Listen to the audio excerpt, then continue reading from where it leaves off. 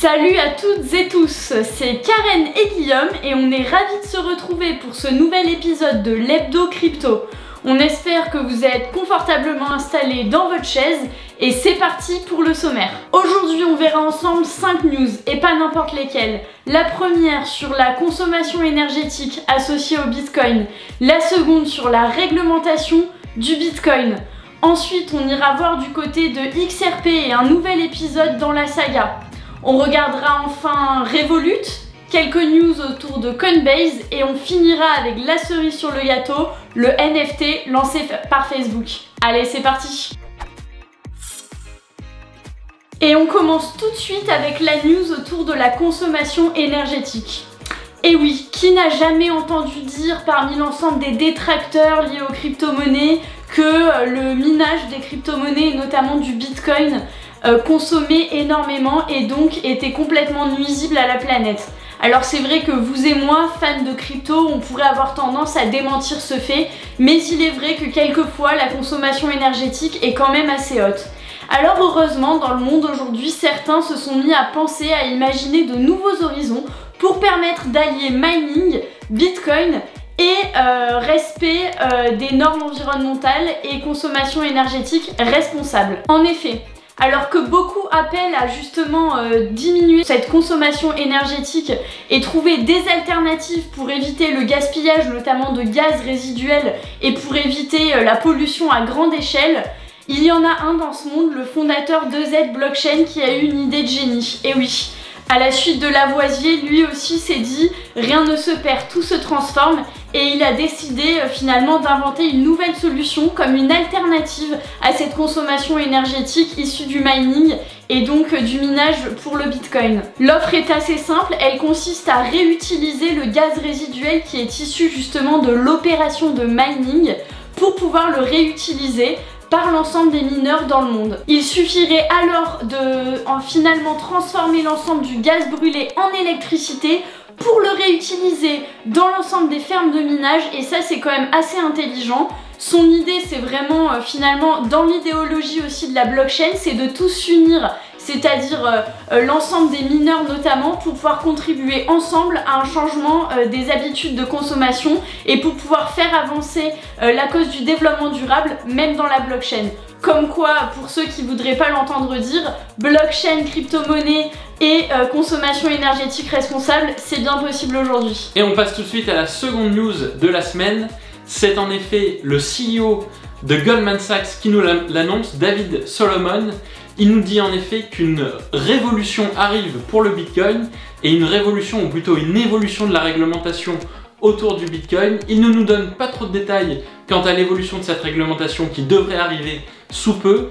En revanche, on sait que Goldman Sachs suit cela de près puisque de nombreux de leurs clients sont très intéressés par les cryptoactifs et Goldman Sachs va notamment lancer de nouveaux produits autour des cryptoactifs et du Bitcoin. Et juste pour reparler un petit peu de réglementation, c'est vrai qu'aux États-Unis, il n'y a pas de réglementation encore très claire et cela de manière uniforme au niveau fédéral autour du Bitcoin et des cryptoactifs. On peut en effet citer des États comme le Texas ou le Wyoming ou encore la Floride avec notamment Miami qui sont très cryptophiles et d'autres où les crypto-monnaies sont quasiment interdites. Alors voilà, on en attend beaucoup de cette réglementation aux USA et en tout cas c'est une affaire à suivre par Goldman Sachs mais aussi sur Cointribune. Et on enchaîne avec la troisième news de la semaine, c'est la plateforme Nexo qui est poursuivie en justice pour avoir liquidé le collatéral XRP d'un de ses investisseurs. Alors la plateforme Nexo, en fait c'est une plateforme qui permet de réaliser des prêts en mettant en garantie des crypto-monnaies. Et dans ces garanties, le XRP faisait partie de la liste des crypto-monnaies qu'on pouvait mettre en garantie et grâce à ces garanties, vous pouviez souscrire un prêt. Et bien il y a un des investisseurs qui accuse la plateforme Nexo d'avoir complètement liquidé les garanties qu'il avait déposées en XRP et donc d'avoir perdu à la fois son prêt mais à la fois les garanties qu'il avait placées pour obtenir ce prêt. Donc il accuse en justice Nexo pour violation du contrat de son prêt et une modification des termes du contrat. Donc c'est encore un rebondissement en lien avec l'affaire entre la SEC et Ripple.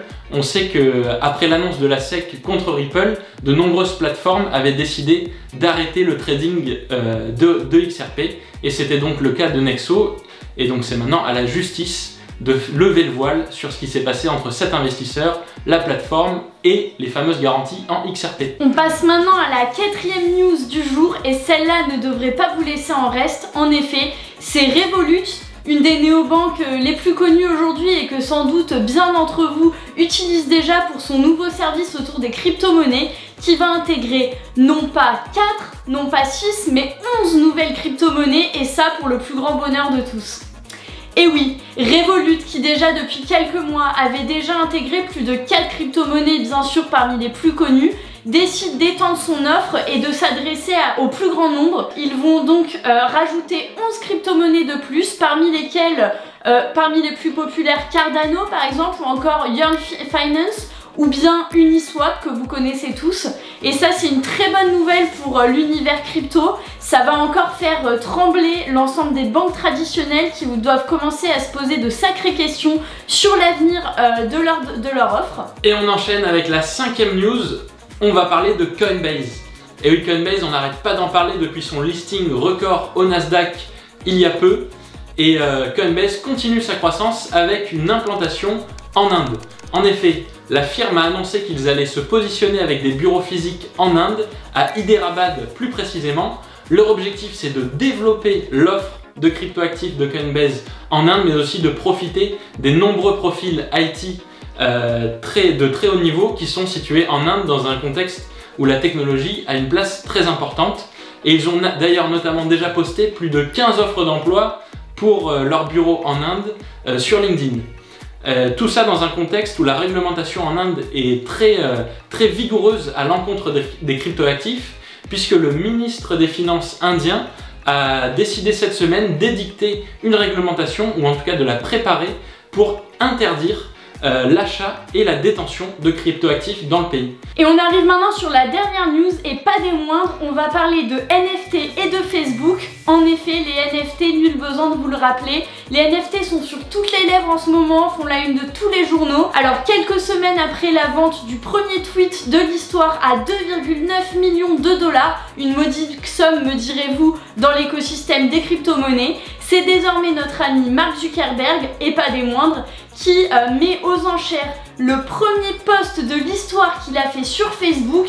Alors attention, sans doute que plein d'entre vous n'étaient pas encore nés, c'était le 4 février 2004, il faisait ce premier post et aujourd'hui il est aux enchères et tout le monde peut l'acheter. Alors on se demande combien il va être vendu, en tout cas ce qui nous intéresse plus nous chez CoinTribune, c'est de regarder finalement le mouvement de grande ampleur que prend ce boom des NFT et plus largement à quel point Facebook s'investit majoritairement dans le monde blockchain et dans l'écosystème crypto-monnaie. En effet, après l'annonce du lancement de Diem, la fameuse crypto-monnaie qui s'appelait d'abord Libra, Facebook met un pied dans le monde des NFT, mais jusqu'où ira-t-il? On va suivre ça et sans doute to the moon. On était ravis de vous retrouver pour ce nouvel épisode de l'Hebdo Crypto. C'est pas fini, continuez à nous suivre sur les réseaux, à vous abonner à la page YouTube, à aller liker tous nos posts, toutes nos vidéos, à en parler à votre grand-mère, à votre frère, à votre cousin. Quant à nous, on se retrouve la semaine prochaine. Allez, salut!